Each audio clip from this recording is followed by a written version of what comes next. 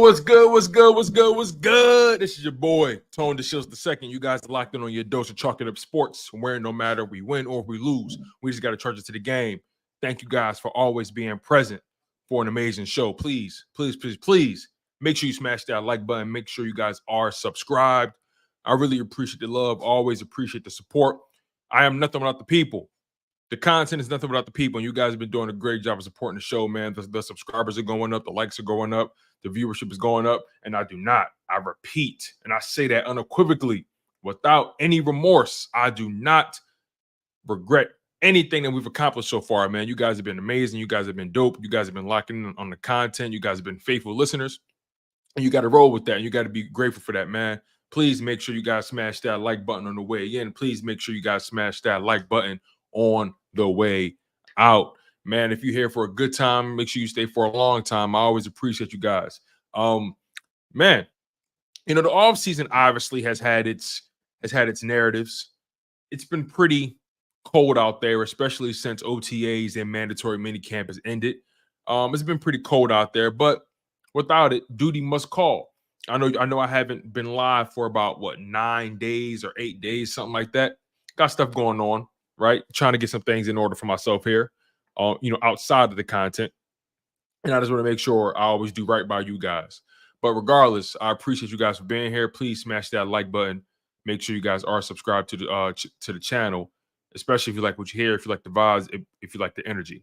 Don't take it for granted at all. So yeah, it's been pretty cold. I see the media has been trying to get creative with the narratives, right? Obviously the whole Jalen Hurts, Nick Sirianni dynamic has been kind of ruling the airwaves as of late regarding their relationship. Some people feel like Jalen Hurts could have handled his press conference differently as it pertains to Nick Sirianni or as it pertains to the questions related to Nick Sirianni. A lot of people feel like he could have handled that a lot differently, or he could have handled the questioning. Could have did better by his coach as far as answering questions in regards to his faith in him and how Nick Sirianni has acclimated to Kellen Moore's presence and the direction of the overall offense. Right, a lot of people are coming down on Jalen Hurts, and the rumor is that a lot of people in the organization aren't really happy with the way things have turned out in terms of Jalen Hurts' interview. And I don't plan on spending too much time on that because that's not really why I really want to talk to you guys. That story, although people have dug in their heels into it, that story doesn't really appeal to me, for the simple fact that we're always going to have rumors about, oh, this person within the organization said this, or this person within the organization feels this way. Look, that's the franchise quarterback. They paid that man a gazillion dollars for him to do his job at a high level, and we've talked about it all the time. Especially last season, knowing how everything went down, we talked about it all the time, saying that Jalen Hurts needs to be a little bit more assertive and he needs to kind of draw his line in the sand and be a little bit more firm about how he feels about certain things. And he needs to be shameless and he needs to take ownership of his organization, being the franchise quarterback. And he does that in his own way. He doesn't necessarily throw Nick Sirianni under a bus, but he doesn't necessarily direct him out of traffic either. We've talked about Jalen Hurts, kind of taking ownership, putting the onus on him, and kind of making his stand very clear, right, as it pertains to the coaching. He didn't say anything negative about Nick Sirianni, but he also didn't say anything positive. He was very neutral. He toed the line. And that makes some people uncomfortable. Not me, though, because I want Nick Sirianni to understand, if anything, hey, we are watching you. Your franchise quarterback is watching you. You have to regain or maintain the trust of your franchise quarterback, And I'm not mad at, I'm not mad at Jalen Hurts for approaching it the way he approached it. Some people want to make something out of nothing. I'm just not there with it, right? Certain stories appeal to me, certain stories don't. That one didn't really appeal to me. But again, I don't want to spend too much time on that. The reason I'm here with you guys today, I was looking over the Philadelphia Eagles offensive personnel, and I was just thinking about the rest of the NFL and how teams are built. And I can't help but to be honest about this. The Philadelphia Eagles probably have the best offense in the NFL on paper, right? You got to go out there. You got to prove it every single year. This is the NFL, right? It stands for not for long. You got to go out there and prove every single week why you are the best, why you deserve the respect of the opponent. But I think when you look at this Philadelphia Eagles offense over the past 2 years, even when you take into account the inconsistencies of the offense, I mean, on a bad night, on a bad year, that Eagles offense was still top 10. On a rough season, still top 10. And obviously the 2022 season, they were a top 5, top 3 offense. They were very productive. So, I mean, going into this season, A.J. Brown, Devonta Smith, Dallas Goedert, you add Saquon Barkley, that offensive line is still very, very, very good, very formidable. A top 5 offensive line still. If you want to argue with me, okay, top 10, but I'm still saying they top 5.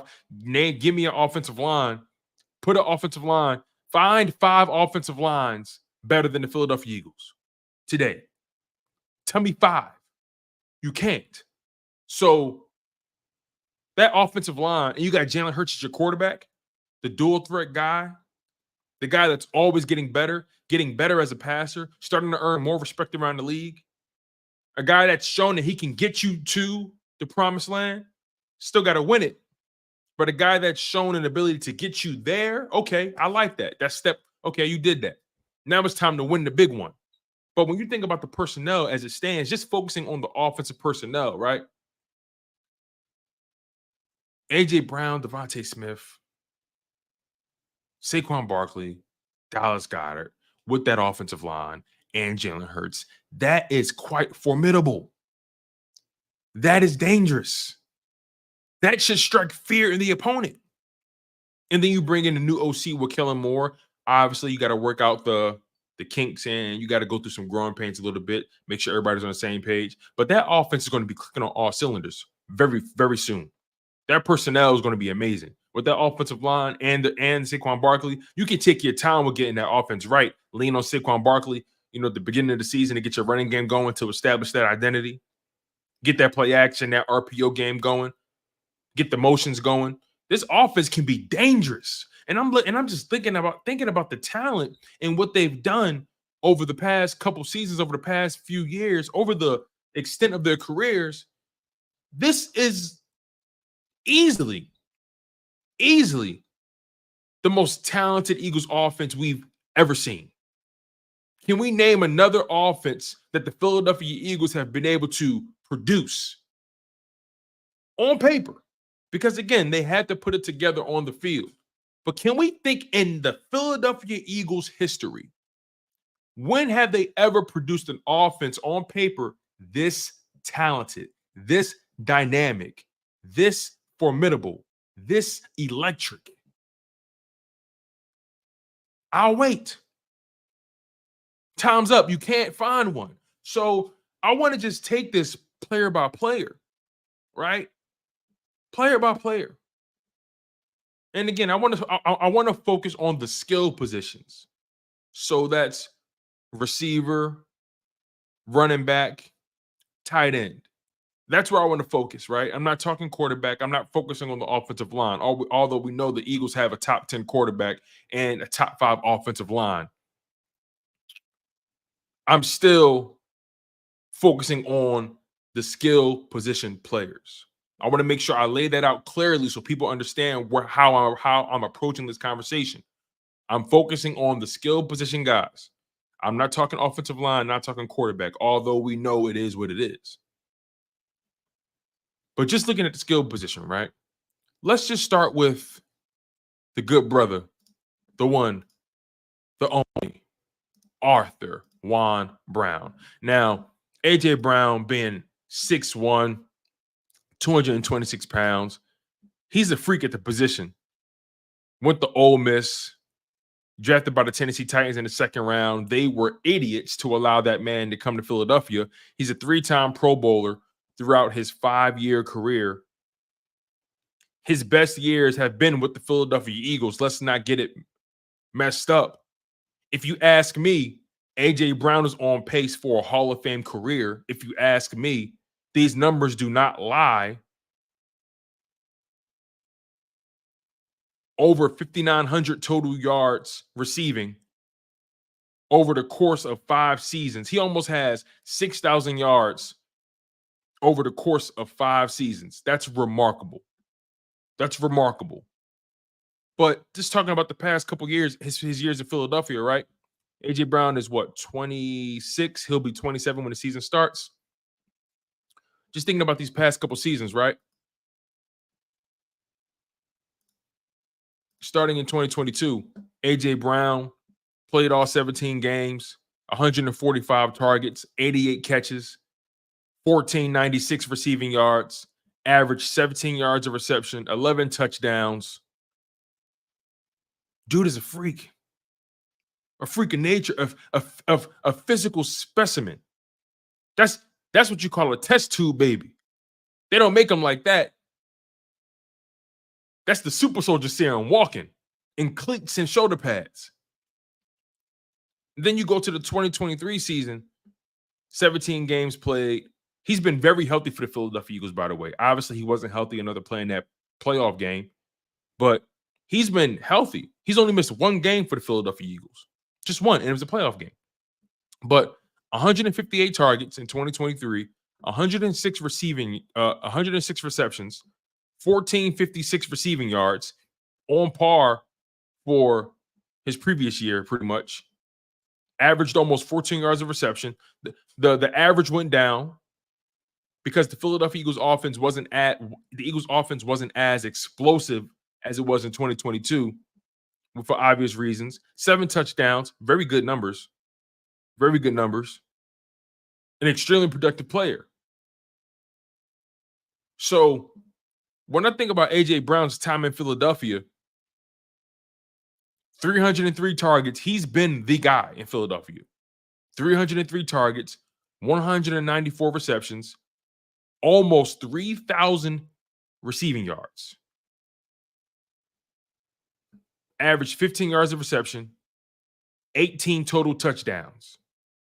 Has accounted for 129 first down receptions. That's production for you. That's production. That's what you pay the big bucks for. That's why you pay that brother $30+ million. Because he's like that.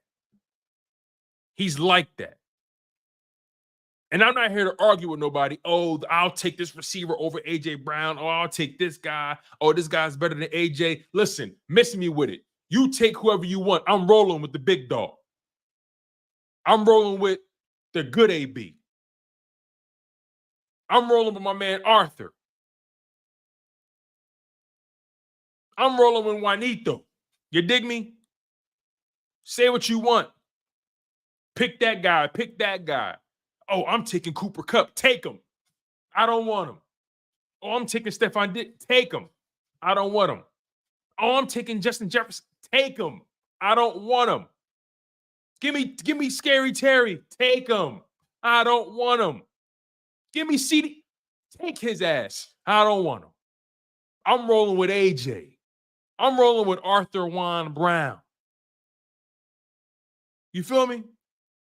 I'm not arguing with nobody. AJ Brown is that dude. The numbers don't lie. The numbers don't lie. When you start getting in that top 5 category of wide receivers, listen, take your pick. I ain't arguing with nobody. It's my squad versus your squad. It's my killer versus your killer. Somebody gonna die, and it ain't gonna be my guy.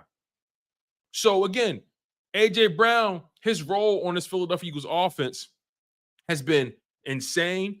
What he's done for Jalen Hurts' career cannot be overlooked. What AJ Brown has been able to accomplish with Jalen Hurts is nothing short of amazing, right?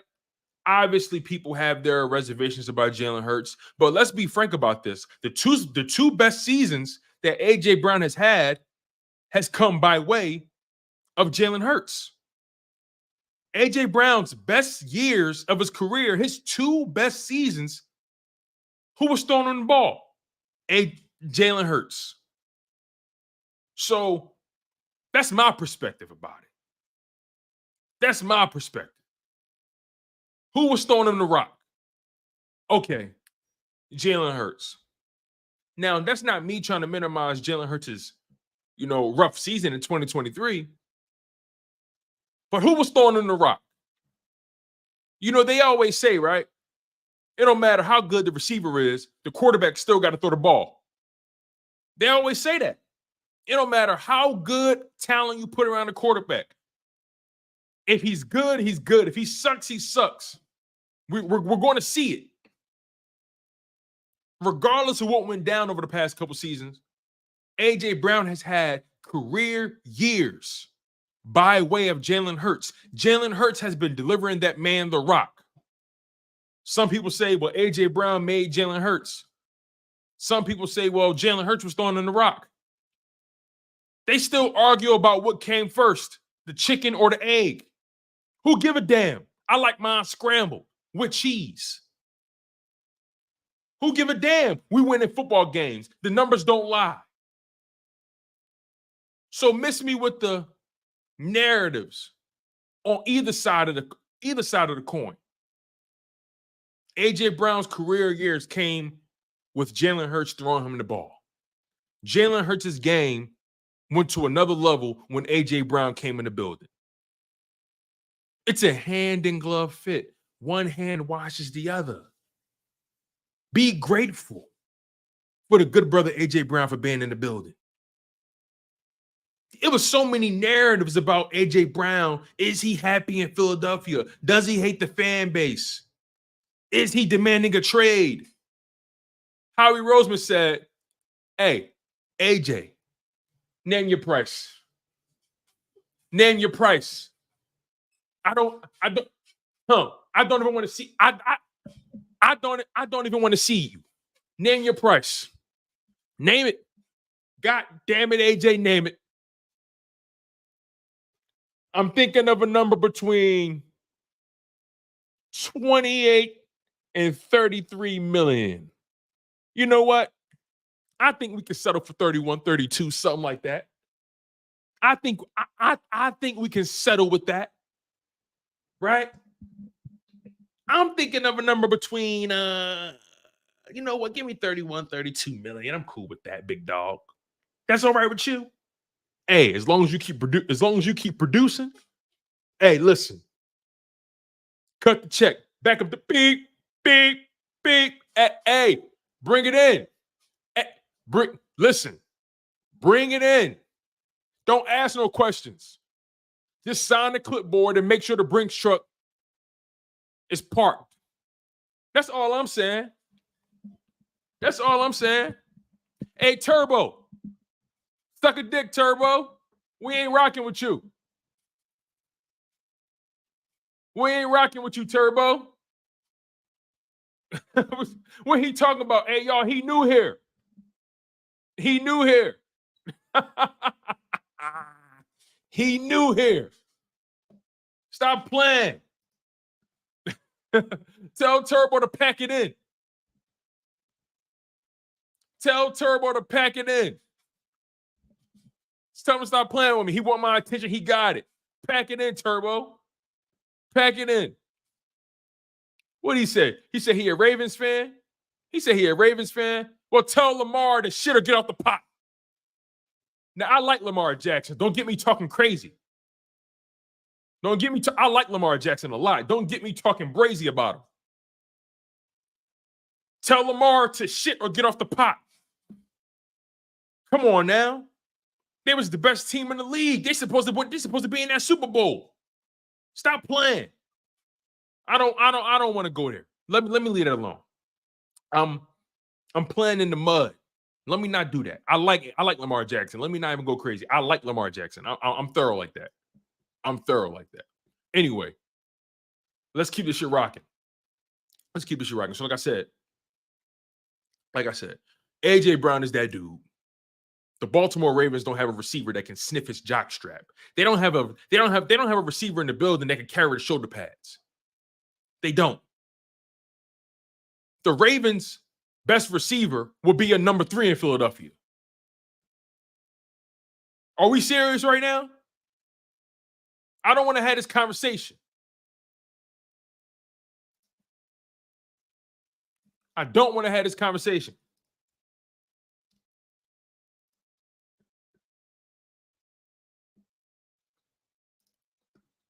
So anyway, A.J. Brown, you give credit where credit is due. He's a tremendous player. I love everything about the dude. Good brother, man. Family man. All right, let's go to my next guy, right? Let's go to the good brother, Devonta Smith. Devonta, the consummate professional. The Slim Reaper. The rubber band man. The skinny Batman. Came out of Alabama, 25 years old. They said this man wouldn't survive. They said Devonta Smith was too small for the league. Remember that? They said he, 170 soaking wet?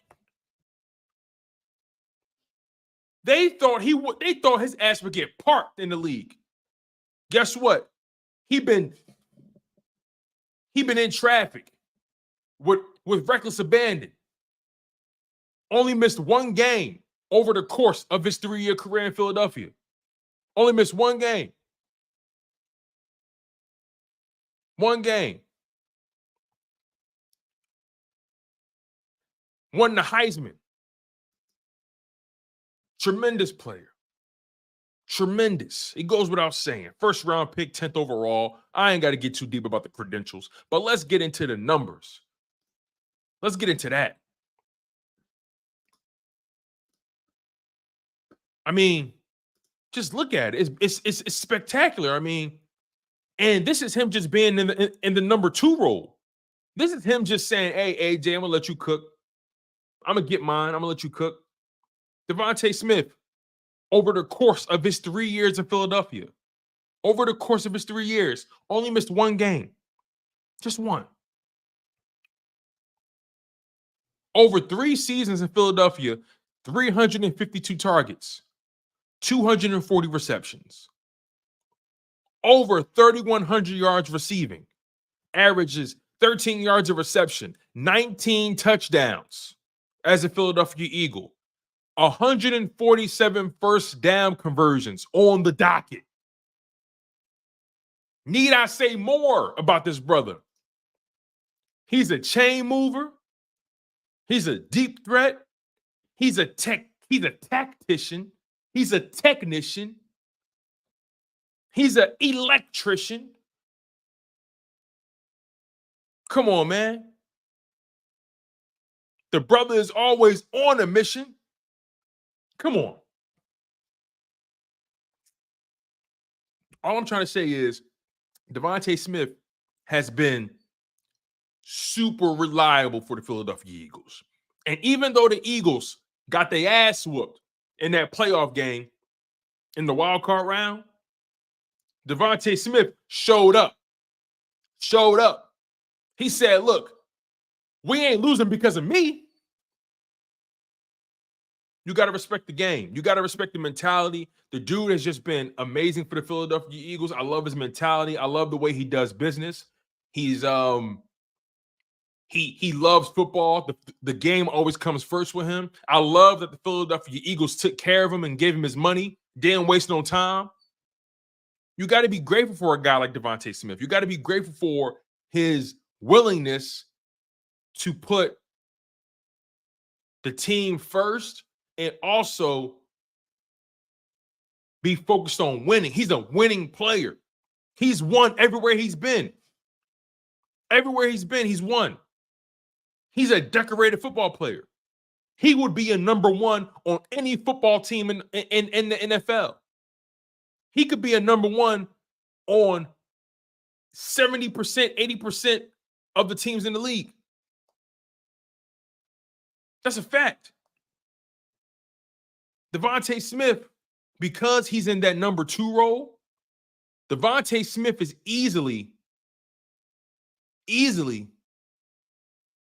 a top 15 wide receiver. He's easily top 15. A.J. Brown is top 5, and he not 5, and he not 4, and he not 3. He not too hey, listen, I don't want to jump off the deep end. The bottom line is because Devonta Smith is a number 2, I think Devonta Smith is easily a top 15 wide receiver in the league. You can't show me 15 wide receivers better than him. You can't. You can't. Try. I'll wait. Time's up. You can't. I just love everything about Devonta Smith. He's going to have an amazing year in 2024. I strongly believe that. I believe every year he comes back sharper, better. I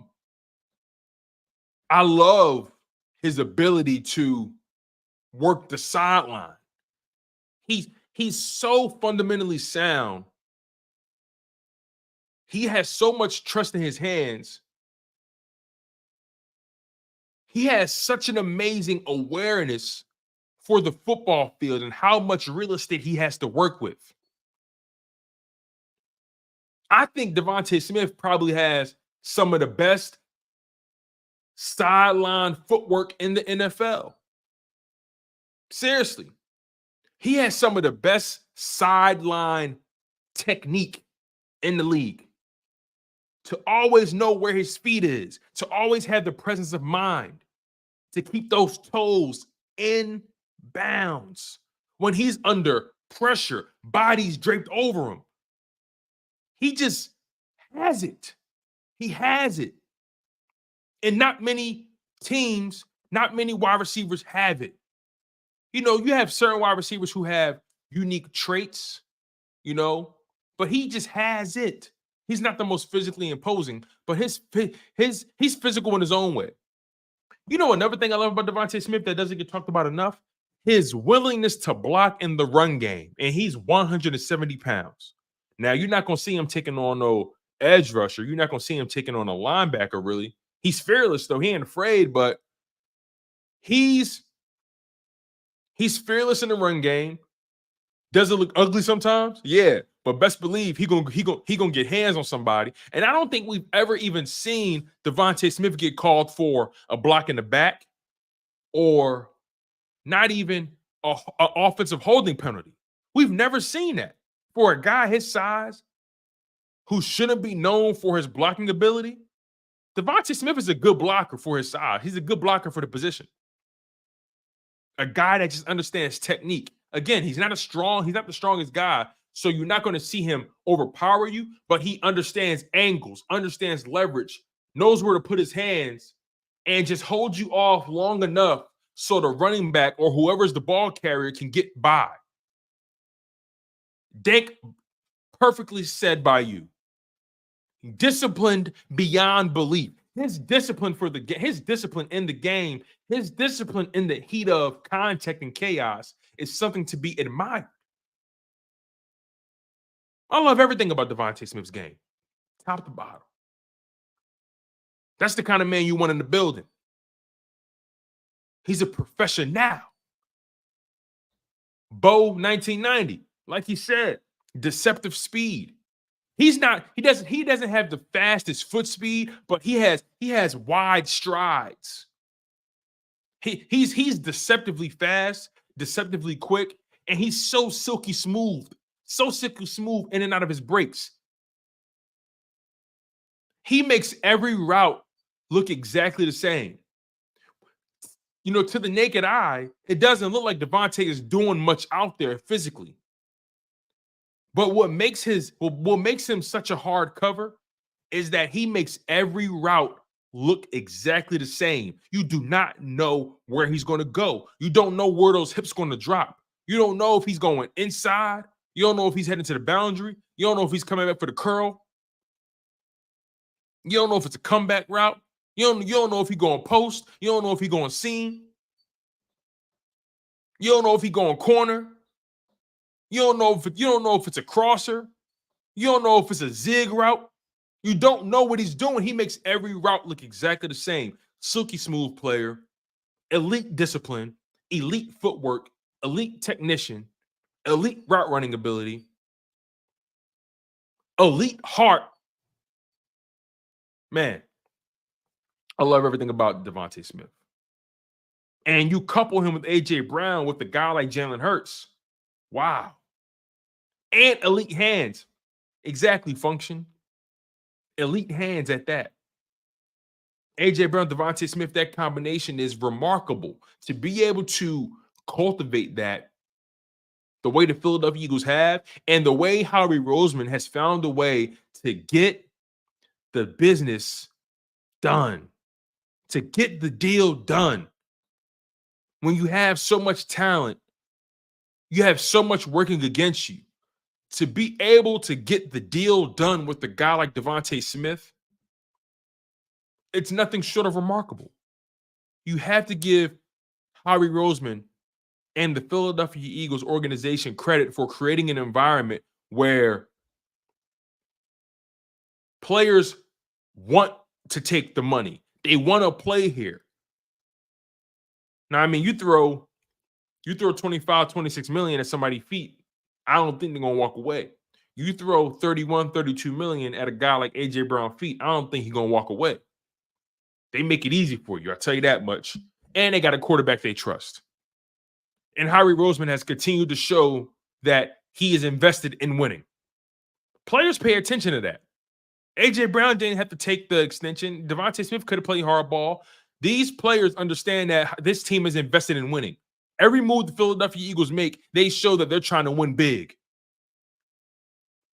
So regardless of the outcome, you gotta respect the fact that they put the fans first, and they know that Philadelphia is not taking any prisoners when it comes to this team. They better make sure they put the money where their mouth is, and the product needs to show up on the field. And I have no doubt that A.J. Brown and Devonta Smith are going to live up to expectations. That's the beautiful thing about Philadelphia, right? We have had bad luck when it comes to consistency at the wide receiver position. When we had Deshaun Jackson, Jeremy Maclin, Jason Avant, that was we liked that combo, did we not? But still, it still felt like something was missing.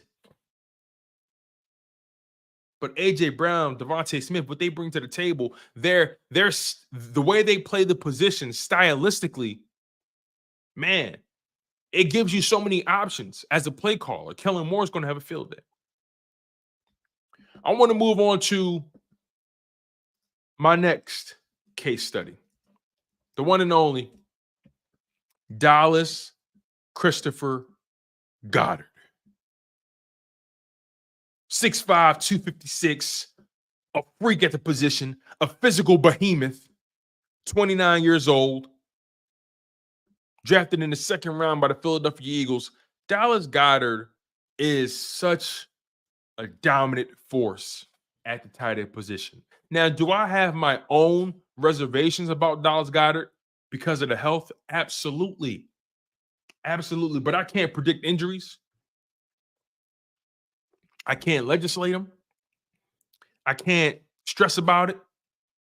All I know is when this brother is healthy and when this brother is on, good luck stopping him.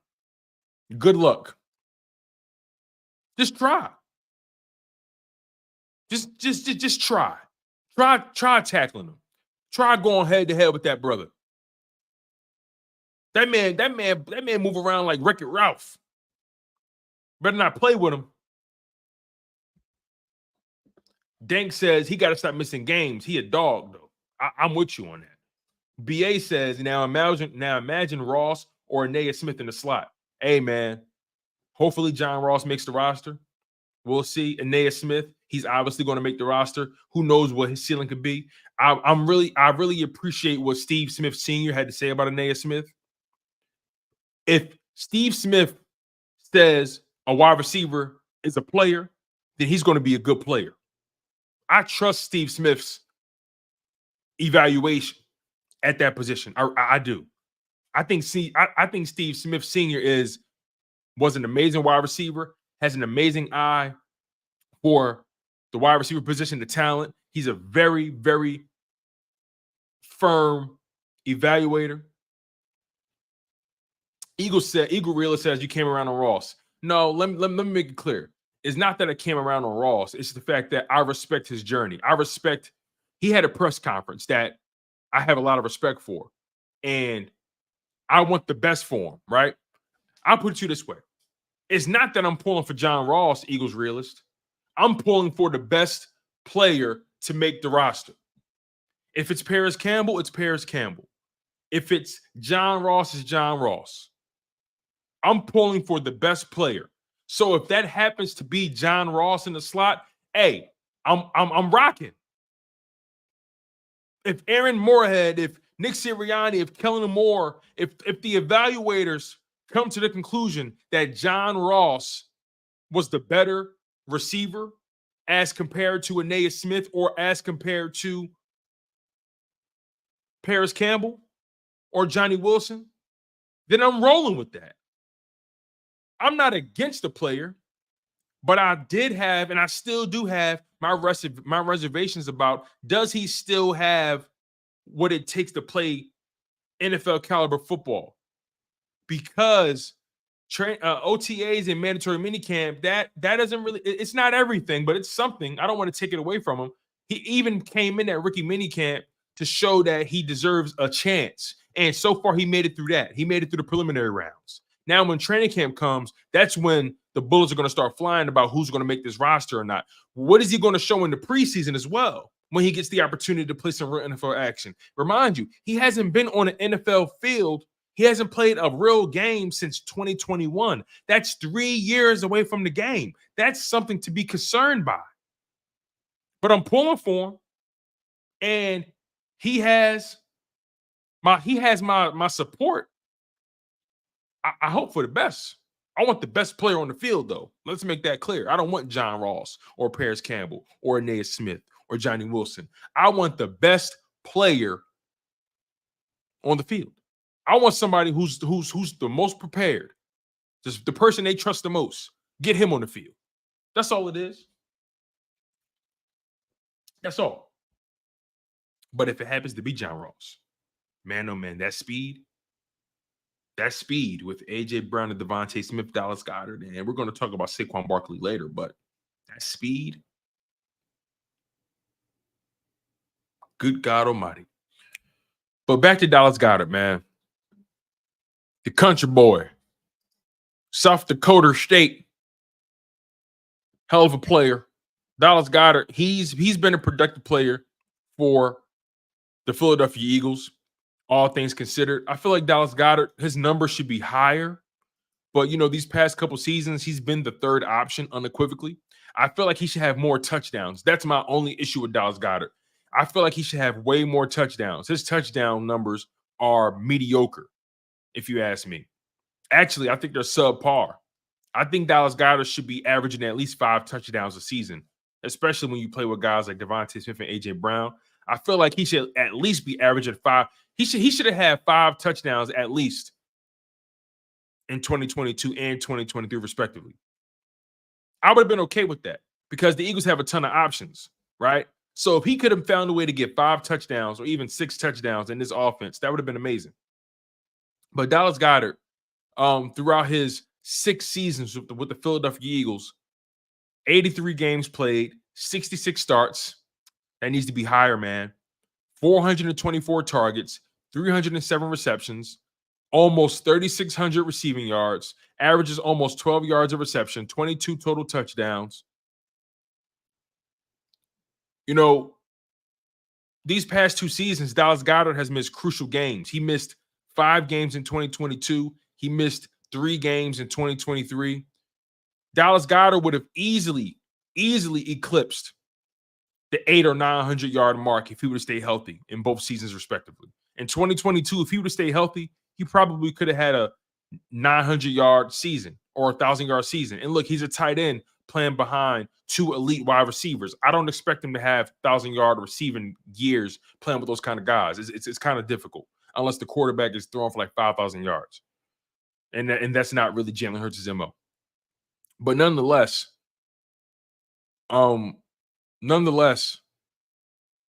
in this offense, if Devonta Smith, AJ Brown, and Dallas Goedert are the main targets, I don't see why Dallas Goedert can't get 1,000 yards. As a matter of fact, if missing 5 games in 2022, he should have had 1,000 yards. As a matter of fact, let me not even try to play softball with him. He should have had 1,000 yards in 2022, and he should have had he should have had probably 900 or 1,000 yards in 2023. Again, Jalen Hurts threw for 3,800 passing yards in 2023. He threw for about 3,500 in 2022. I mean, you do the math, right? Dallas Goedert should be able to get 1,000 yards with those numbers. He should, but his health has limited him. And also, the way they feed A.J. Brown and Devonta Smith has limited him as well. So to be fair, I think over the past 2 seasons, he should have definitely had 1,000 yards in 2022. He should have definitely had 900 yards in 2023. That goes without saying. And the touchdown numbers are subpar. But I believe Dallas Goedert, from a talent perspective, is not the problem. His health is the problem. Dallas Goedert is, from a talent perspective, from a physical perspective, he's a top 5 tight end. But the health, the numbers don't put him in that category. It doesn't. He's getting paid top 5 money, though. He's getting paid top 5 money. Wayne Grant says Jalen should use Dallas Goedert more, like the way they got the ball to Selleck and Ertz. You know what's funny? I agree with you 150%. I also think the coaches didn't do a good enough job scheming Dallas Goedert open or getting Dallas Goedert involved. It took them until midway through the season to start feeding Dallas Goedert, and then all of a sudden he gets hurt. So it's like, damn, you can't catch a break. But you're right. I think Jalen Hurts and this coaching staff has to do a better job at getting Dallas Goedert the ball. He's too good. He's too talented. He's too much of a mismatch within this offense. That's another beautiful thing about this Eagles offense, right? That's another beautiful thing about this Eagles offense. They're a mismatch nightmare for anybody. They're a mismatch nightmare for anybody. A.J. Brown is a mismatch for everybody. Dallas Goedert is a mismatch for everybody. Devonta Smith with the tactical nature of his game, how deceptive he is with how he plays the game.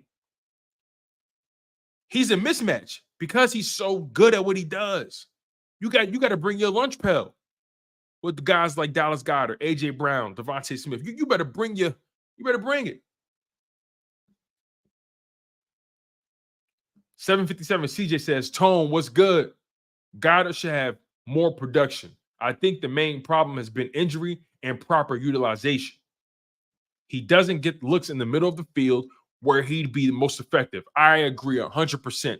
I feel like too often they've tried to get Dallas Goedert the ball, outside the numbers or maybe on the numbers. They need to get him the ball on the seams.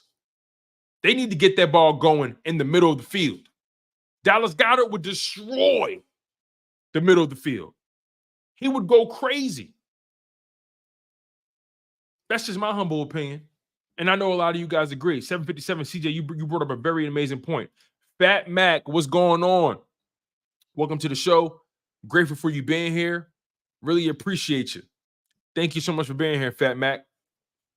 Means a lot. Thank you for donating to the channel, my friend. J62 Moon says, sup, bro? Was late doing yard work. Can't wait to go back and watch the full episode. Will Moore's playbook be set in stone or molded to Jalen? You know what's so funny? I think a lot of people blew out of proportion what Jalen Hurts said when he said the offense was 95% new. I think they kind of blew that out of proportion. Also, Jalen Hurts is a very smart guy. And some would argue that he hasn't really had the best offseason in terms of press conferences. He's kind of giving you 2 sound bites, and that's not really in his nature. He's given the media 2 things, the national media and the local media. He's giving them 2 things to sink their venomous teeth into. And that's the 95% new angle and the Nick Sirianni stuff. But I think Kellen Moore, I have faith in Kellen Moore with Jalen Hurts. I also have faith in Jalen Hurts' ability to grasp whatever Kellen Moore needs him to do.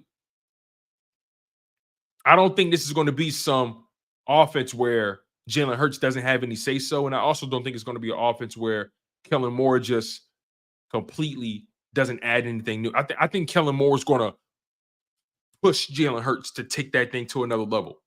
And I also think Jalen Hurts is going to challenge Kellen Moore to be creative with the skill position guys and Jalen Hurts' skill set.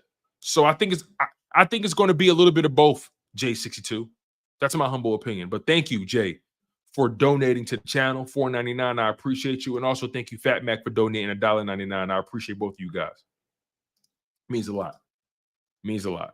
And somebody do me a favor. Okay, here we go. All right.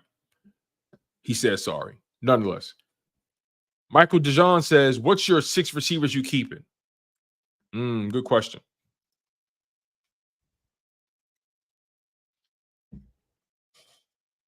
Good question. The 6 receivers I'm keeping are A.J. Brown, Devonta Smith, Paris Campbell, Aeneas Smith, Johnny Wilson, John Ross. Those are the 4 receivers that I'm keeping. A.J. Brown, Devonta Smith, Paris Campbell, Aeneas Smith, Johnny Wilson, John Ross. Those are the guys I'm keeping. But yeah, Dallas Goedert, man, I look at him and I say, I look at him and I say, you know, I don't look at him and doubt the talent. I don't doubt the skill set. Not one bit. But the health, man, he has to get the health in order. He has to. Because I think in this offense, Dallas Goedert should be going crazy. He should be going crazy. He should have had back-to-back seasons of 900 yards or more. Minimum.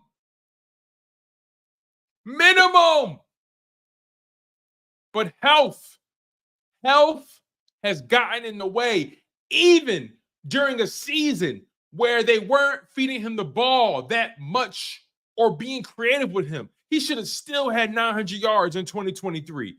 He should have. Shit is insane.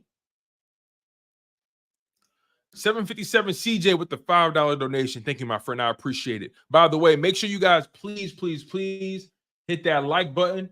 That like button is currency. You guys are spectacular. Smashing that like button really helps the content grow. We have 60 people in the live stream on YouTube. We got 13 people locked in on X. Make sure you guys please hit that like button. The like button is currency. Make sure you guys are on the right side of history. Thank you so much, 757 CJ, with the $5 donation. My brother. You are terrible. You are good, brother, man. Thank you. He says, here, brother, keep doing your thing. My son and I are rooting for you to succeed at the highest level. Let's get a game this season. We're in CTX. God bless. CTX, where is that? Where is that? Connecticut. What's that? What's CTX? Somebody help me out. I'm blanking. What's CTX? Somebody help me out. I'm sorry, 757. What's CTX? Why did that sound familiar? What is that? But Central Texas. Yes. See, that's how you know I'm not. That's how you know I'm not from here. I ain't been here long. That's how you know. Yo, 757. I ain't been here that long. Yo, my bad, y'all. My bad. Flexing 757. My bad. I ain't been here that long. So is that what we call it now? The CTX? Is that what we're calling it? CTEX? But no, man. Thank you so much, CJ. I appreciate the love, the investment, the kind words. Thank you guys for sticking by me. Please make sure you guys keep hitting that like button. It really helps the content grow. My man, Michael Felder, thank you. Triple OG. Thank you with the $10 donation. Thank you so much for donating to the channel. It means a lot to me. Goes a long way. Your investment in me does tremendous for my household. Thank you. Thank you. He says he's definitely going to eat this year. You're right. Dallas Goedert better eat this year. He better. He better eat. I think this is a good situation for him.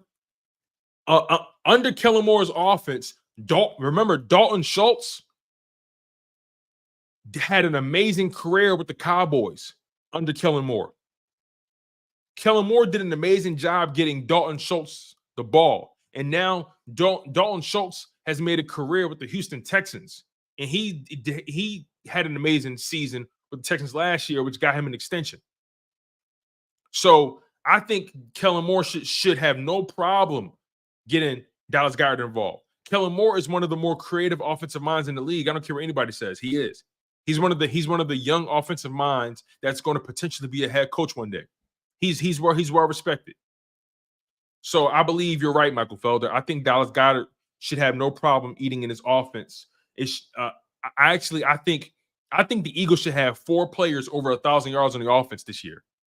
I think AJ Brown should have over 1,000 yards, Devonta Smith, Dallas Goedert, and the good brother Saquon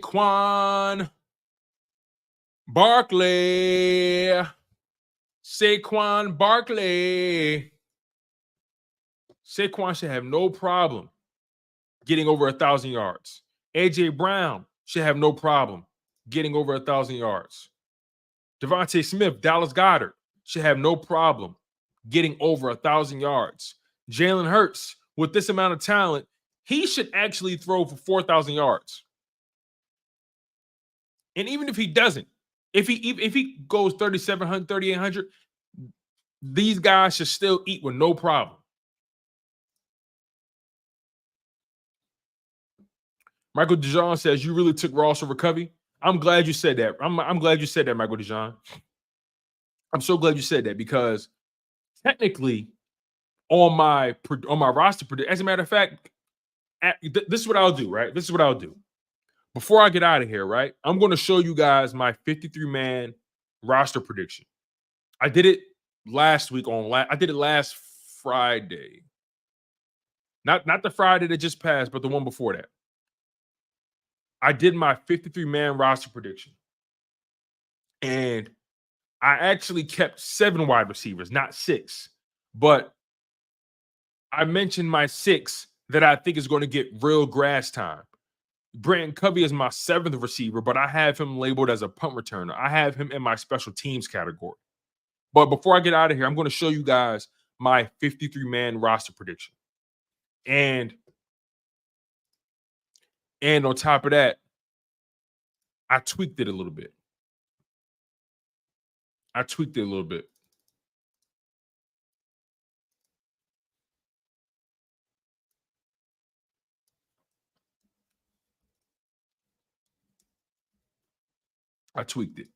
So I'm going to show you guys that when I get the opportunity. But I want to talk about Saquon Barkley. Because Saquon Barkley, man, it goes without saying. Saquon Barkley has been one of the most electric running backs in the NFL. He's been one of the most dynamic running backs in the NFL. He can do so much with so little.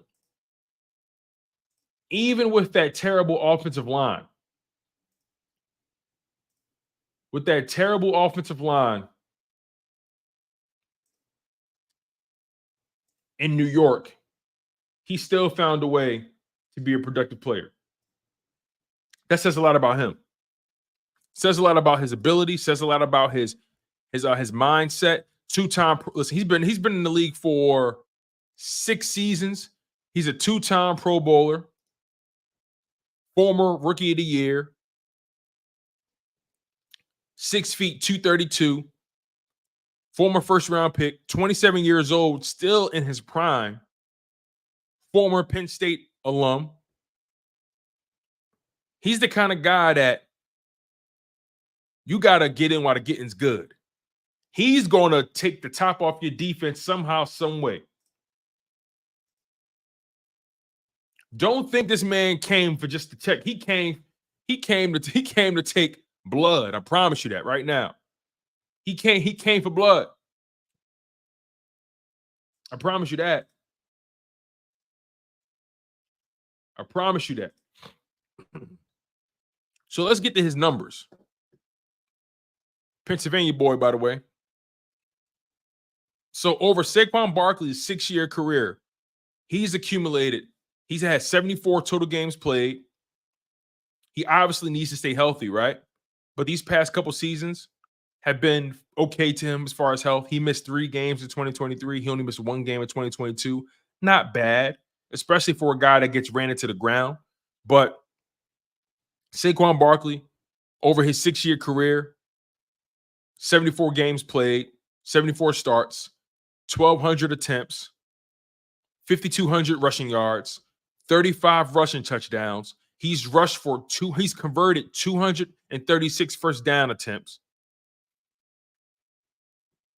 On top of that, he's giving you 396 targets, 288 receptions, 2,100 receiving yards, 12 receiving touchdowns, averages 7 yards of reception, has accounted for 86 first down receptions. Let's just take his entire resume into effect, right? Saquon Barkley, throughout his 6-year career in the NFL, almost 1,500 touches, averages almost 5 yards a touch, over 7,300 yards from scrimmage, 47 total touchdowns. And guess what? He only played 2 games in 2020. Saquon Barkley is a machine. He's a machine. He's only fumbled 6 times in his career. That's an average of 1 fumble per season. He secures the ball.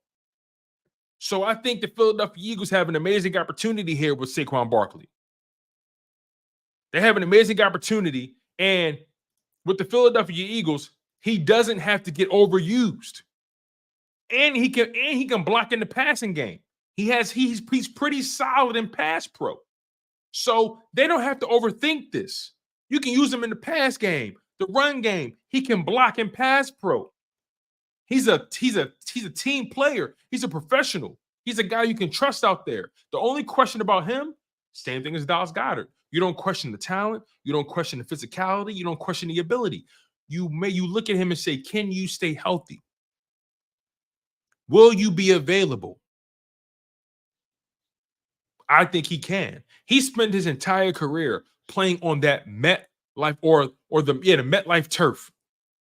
He spent his entire career playing on the Meadowlands turf. Come on, man. Awful. Just awful. Now he gets to play on grass. You know, the Philadelphia Eagles, we're not afraid to cut the check and actually pay to get our grass cut. We ain't afraid to take care of our lawn here in Philly. You dig me? We're not afraid. So I love the addition of a guy like Saquon Barkley. He's going to take this offense to another level. He's going to be Jalen Hurts' best friend here. He's going to take so much pressure over Jalen Hurts in the run game. You're not going to have to put pressure on Jalen Hurts to do that quarterback sneak all the time. He adds a whole nother dimension. It's going to be insane. Masked Avenger was good.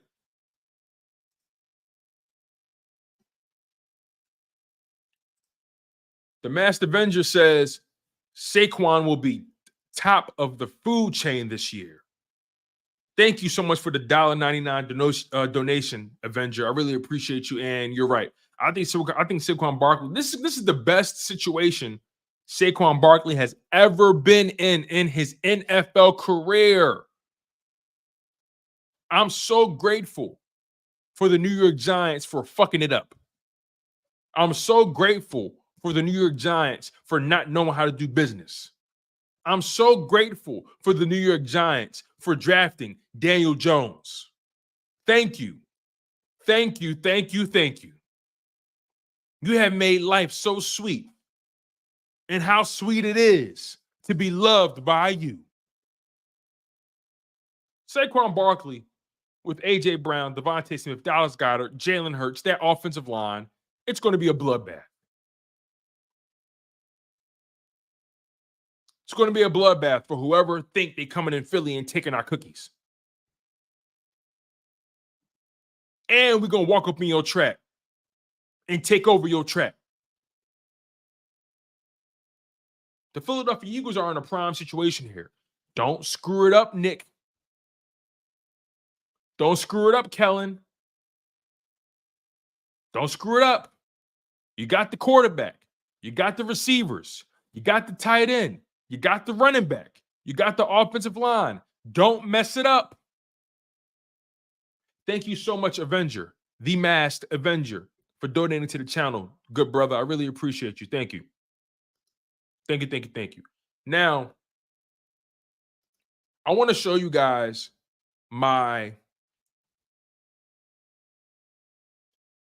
53-man roster prediction. And it's going to evolve as the offseason progresses. It's going to morph as we get deeper into training camp and the preseason.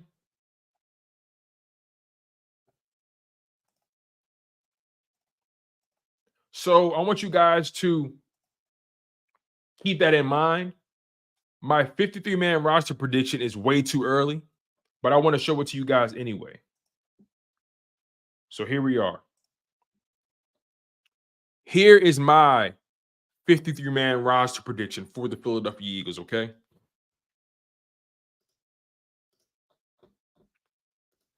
So here we go. Let's do it.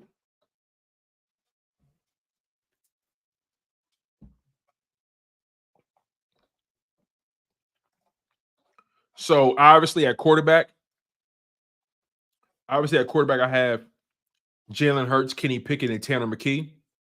I think that's exactly how things are going to pan out at quarterback. At running back, I have Saquon Barkley, Kenny Gainwell, and Will Shipley. I want to keep this in mind, you guys, right? I don't know if you guys remember this. In 2023, going into the season,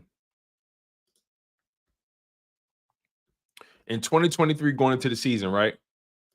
The Philadelphia Eagles they went into the season with 4 running backs on the roster. In 2023, that was DeAndre Swift, Kenny Gainwell, Boston Scott, and Rashad Penny. In 2024, I think they come into the season with 3 running backs: Saquon Barkley, Kenny Gainwell, and Will Shipley. And I think if Kenny Gainwell ain't on his P's and Q's, Will Shipley can take snaps from him. Moving on to the wide receiver position. Last year, in 2023, the Philadelphia Eagles went into the season with 5 wide receivers. That was Devonta Smith, A.J. Brown, Quez Watkins, Britton Covey, and Olamide Zaccheaus. I think it's entirely plausible the Philadelphia Eagles come into the season with 7 wide receivers. 6 of the wide receivers are obviously going to be on the football field. I think one of them is strictly going to be special teams. I got A.J. Brown, Devonta Smith, Paris Campbell, Aeneas Smith, Johnny Wilson, and John Ross, with Britton Covey making the special teams group here. As you can see, I have Britton Covey labeled as punt returner and wide receiver. As you can see here, I have Britton Covey labeled as punt return and wide receiver. So that's why you don't see him on my wide receiver list, but that's a total of 7 wide receivers that I have making the Eagles roster this season compared to the 5 that they had last year. At tight end, I have Dallas Goedert, CJ Uzomah, and Albert O. I think the Philadelphia Eagles want a veteran presence behind Dallas Goedert, even though Dallas Goedert is a veteran. Don't get it twisted. But I think they want somebody like like old reliable, right? CJ Uzomah can block, he can catch. He was on that Super Bowl Bengals team. He doesn't have numbers that wow you at all, but he can catch the ball. He knows how to run the route tree. That's my perspective. And then Albert O, he's a physical specimen the Eagles like. The Eagles did everything to keep him in the building. So I think Dallas Goedert, CJ Uzomah, and Albert O will be the tight ends going into the season. To remind you, in 2023, the Philadelphia Eagles came into the season with 3 tight ends. They had Dallas Goedert, Jack Stoll, Grant Calcaterra, and Albert O on the active roster. They lost Jack Stoll, or they moved on from him rather, and they still have Grant Calcaterra on the roster. But I think there's a chance that they only bring in 3 tight ends on the active roster, and I think Albert O beats out Grant Calcaterra and CJ Uzomah, he gets the veteran treatment. That's what I think. All right, moving on to the offensive line. Now, in 2023, the Philadelphia Eagles came into the season with 9 offensive linemen. 9 in 2023. Jordan Mailata, Landon Dickerson, Jason Kelsey, Cam Jurgens, Lane Johnson, Jack Driscoll, Tyler Steen, Sua Opeta, Fred Johnson. 9 offensive linemen were on the active roster for the Philadelphia Eagles in 2023. Now, if we're going to talk about 2024, I believe the Philadelphia Eagles will come into the season with 10 offensive linemen. Here's why.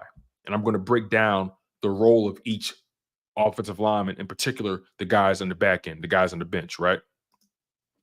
So, Jordan Mailata, Lane Johnson, Landon Dickerson, Cam Jurgens, Tyler Steen are your starters. I think Tyler Steen will ultimately end up being the starter because he has that additional year of experience ahead of Trevor Keegan. And I think the Eagles want Tyler Steen to get those reps to be that guy. So I put him ahead of Matt Hennessy, guys like that. And I put him ahead of Mekhi Becton, even though Mekhi Becton is cross-training at right guard. But I think Tyler Steen is going to be your starting right guard. So your starters are Jordan Mailata, Lane Johnson, Landon Dickerson, Cam Jurgens, Tyler Steen. Now we're going to get into the back 5. And this is where things get interesting, right? I think the Eagles keep Mekhi Becton, Matt Hennessy, Dylan McMahon, Trevor Keegan, and Fred Johnson. Now let me break this down to you, right? I think Mekhi Becton is the first man off the bench. Okay, let me break it down to you like this, right? Follow me here.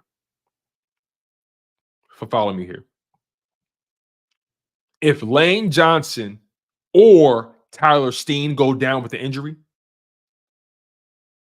I believe Mekhi Becton is the first man up. If Lane Johnson and Tyler Steen both go down, then Mekhi Becton and Trevor Keegan are on your right side. If Cam Jurgens goes down, I think the first man up is Matt Hennessy. If not Matt Hennessy, if Matt Hennessy can't do it, right, then you got Dylan McMahon. But follow me here. If Landon Dickerson goes down, Matt Hennessy is the first man up. If Cam Jurgens and Landon Dickerson go down, you got Matt Hennessy at left guard. You got Dylan McMahon at center.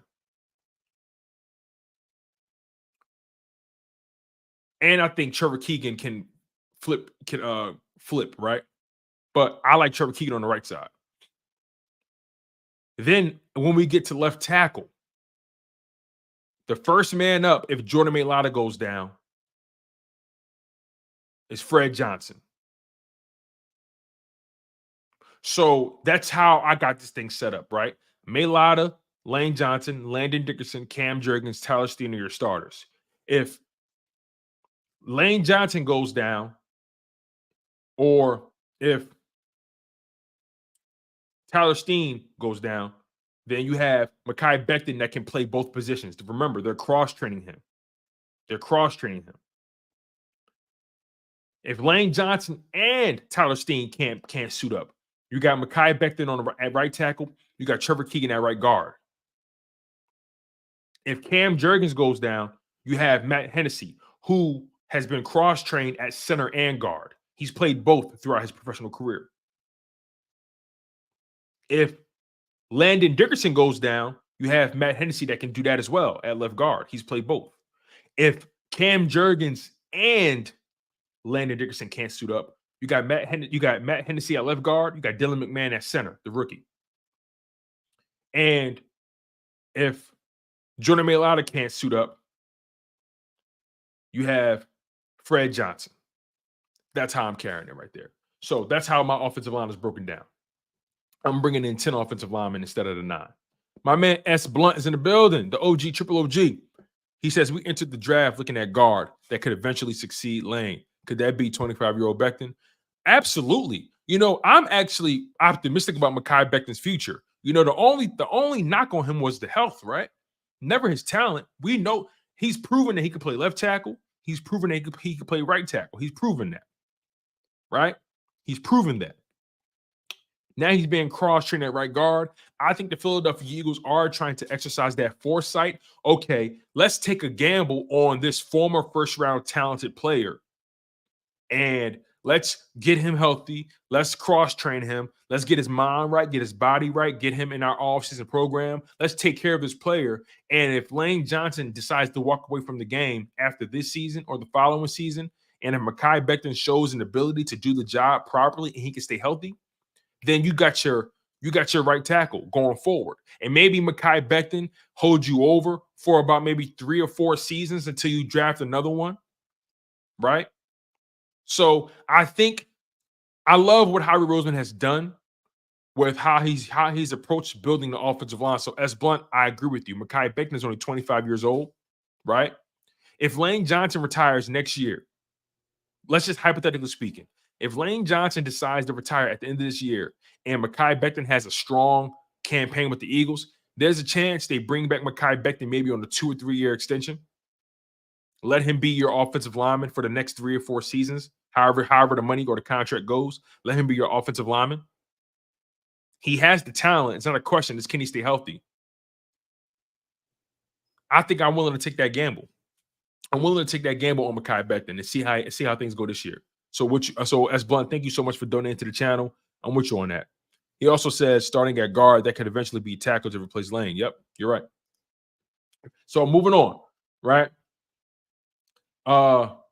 We started the show talking about the offensive personnel, guys like AJ Brown, Devonta Smith, Dallas Goedert, Saquon Barkley, the skill position guys, how this offense is going to be hard to deal with. They're going to give people a ton of issues. And then a lot of you guys wanted to know about, who I thought was going to be my top 6 wide receivers. So I'm just giving you guys my entire 53-man roster prediction, my way too early 53-man roster prediction.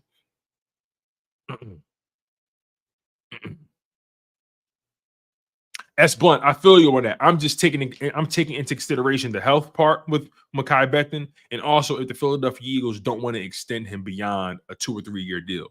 The Eagles like to keep that. They like to, draft guys, and we just don't know Mekhi Becton's future with the health part. That's why I said if they, maybe keep him for 2 or 3 seasons as a placeholder until they find the heir apparent, the true heir apparent. But nonetheless, defensive line.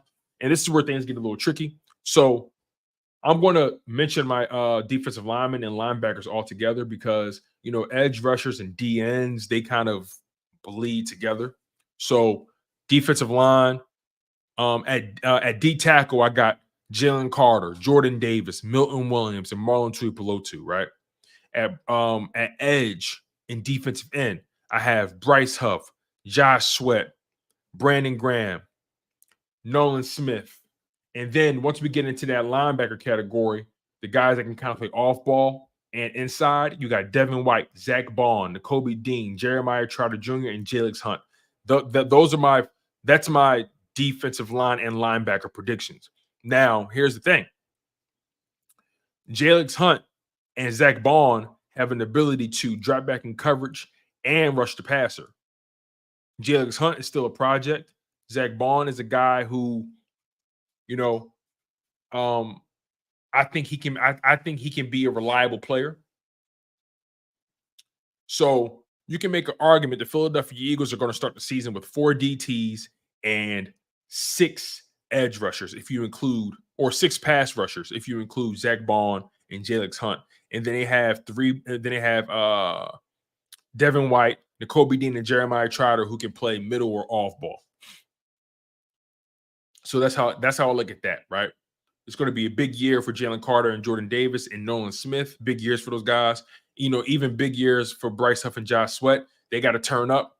Nakobe Dean, are you gonna start to put your foot down and say you will not be denied? We will find out. Devin White, the pressure is on you as well. 1 year deal. You're trying to resurrect your career and change your narrative. Zach Bond, can you prove that, you should have been on the football field all along, right? Jalen Hunt, project. I'm not putting too much pressure on him this year. Moving on to my DBs. This is where things get interesting. So my defensive backs, I have Darius Slay, obviously, Quinion Mitchell, Avonte Maddox at nickel, Isaiah Rodgers, Cooper DeJean, who was a hybrid outside corner, nickel corner, and safety, Kelee Ringo, outside corner, Tyler Hall, nickel corner. Originally, I had Zach McPherson on this list. I had to reevaluate that, and I think Tyler Hall can beat him out. And also, Zach McPherson's coming off of that ACL or that Achilles tear. He's going to have an uphill climb. But he's healthy because he got hurt in the preseason. So I'll start from the top again. Darius Slay at outside corner. Quinion Mitchell, outside corner. Avonte Maddox, nickel corner. Isaiah Rodgers, outside corner. Cooper DeJean, who's a hybrid DB. Kelee Ringo, outside corner. Tyler Hall, nickel. CJ Gardner-Johnson, safety, who can also play nickel. Reed Blankenship, safety. Sidney Brown, safety. And Mekhi Gardner, safety, who can also play corner as well. So the Eagles have a ton of talent and versatility and athleticism and youth at that DB position. Darius Slay is clearly the OG in the building. If you notice, I did not include James Bradberry. I think James Bradberry is either going to be cut or traded. That's my mindset when it comes to James Bradberry. I'm not buying the whole rumors about them trying him at safety. I'm not buying that shit. I think they're just trying to up his value because they're having a hard time trading him. But I think they're ultimately going to end up cutting him. So I'll say it again. Darius Slay, Quinion Mitchell, Avonte Maddox, Isaiah Rodgers, Cooper DeJean, Kelee Ringo, Tyler Hall, CJ Gardner-Johnson, Reed Blankenship, Sidney Brown, Mekhi Gardner. I like that DB room a lot. They're young. They're athletic. You have the perfect veteran presence with Darius Slay and CJ Gardner-Johnson and Avonte Maddox and even Isaiah Rodgers to a degree. You have a good blend of youth and veteran leadership. You got some heavy hitters. You got some real physical guys and Sidney Gardner-Johnson. Yes, CJ Gardner-Johnson and Sidney Brown. You got some physical guys. Quinion Mitchell is a very physical corner as well, along with Cooper DeJean. You got talent. The Eagles DB room hasn't looked this deep in a long time. So I'm a fan of this. I like this.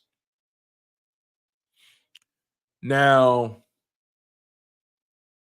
yes, I think Job is out. Kelee Ringo's having too good of an offseason. I think Job is out. I think Eli Ricks is out.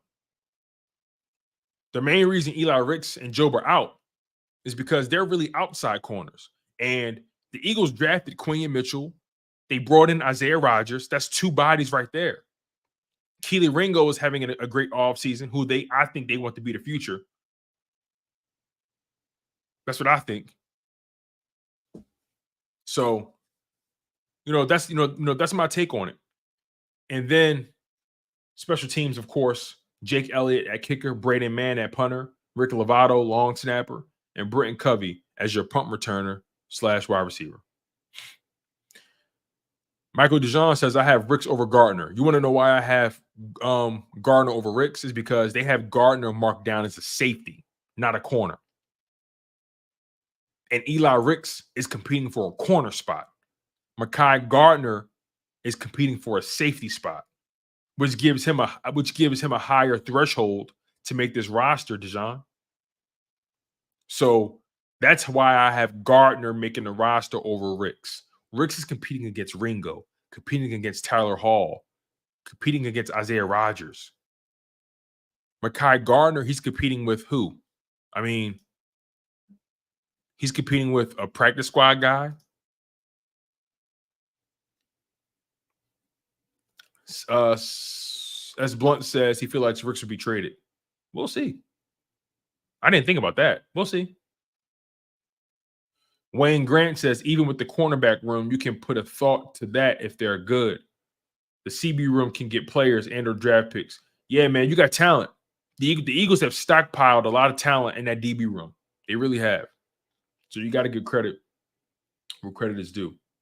All right, you guys. I really do appreciate all the love you guys have been giving the show, man. Thank you guys so much for donating to the channel. Thank y'all for being loyal subscribers. And by the way, as blunt, I do think Bradberry is going to get cut. I think the Eagles are having a hard time trading him. Maybe they wait it out. Maybe they wait until a team becomes desperate. Maybe they wait until training camp. You know, corners get hurt all the time in training camp, right? I don't think we're going to see a Bradberry move until about maybe training camp or the preseason. So you know what? I'll take that back as blunt. I think he's going to be traded. I think Bradberry is going to be traded. And here's how it's going to go down. One of these teams is going to have a cornerback that gets hurt. One of these corners in the NFL is going to get hurt. And a team is going to be desperate. And they're going to need a veteran. They're going to need a veteran. And I think that's where the Philadelphia Eagles pounce. And Bradberry's stock goes up. You see, stocks are fluid. They don't just stay in one area, right? Timing is everything. So I think there's a strong chance that one of these starting corners may get hurt throughout training camp or the preseason. Maybe it's not season ending, but hurt long enough to the point where a team may say, you know what, I need a corner bad. Somebody who's a veteran, you know, okay, that's where the Eagles say, hey, James Bradberry's right here for you. What you want? What you need? What can you give me? So that's smart business by Harry Roseman. It's going to happen. It's going to happen. Regardless, they can either cut him and they don't have to worry about, you know, picking up the bulk of that contract. They will only take a $4 million dead cap hit if they cut him. And if you trade him at the right time, you might be able to get a pick or a player. So we'll see how it goes. But you guys, thank you guys. Thank you for locking in on the content. You guys have been a hell of a crowd. 55 people locked in on YouTube, 13 people locked in on X. It's been remarkable. Please make sure you guys smash that like button, especially if you're new to the show. Make sure you guys are subscribed. That like button is currency. The subscribe button is currency. Make sure you guys hit that notification bell whenever I drop content. You know, sometimes, you know, look, like I said, I didn't go live for the past 9 days. I got stuff that I'm working on outside of the channel that I'm trying to build up for myself. You know, trying to, put some more credentials behind my name. So it's taking, you know, my studies have taken up a lot of my time. So I appreciate you guys for rocking with me and staying loyal to the soil. It means a lot to me. So make sure you guys keep hitting that like button. Make sure you guys stay subscribed to the show. You guys have been locked in on your dose of Chalk It Up Sports, where no matter if we win or if we lose, we just got to charge it to the game.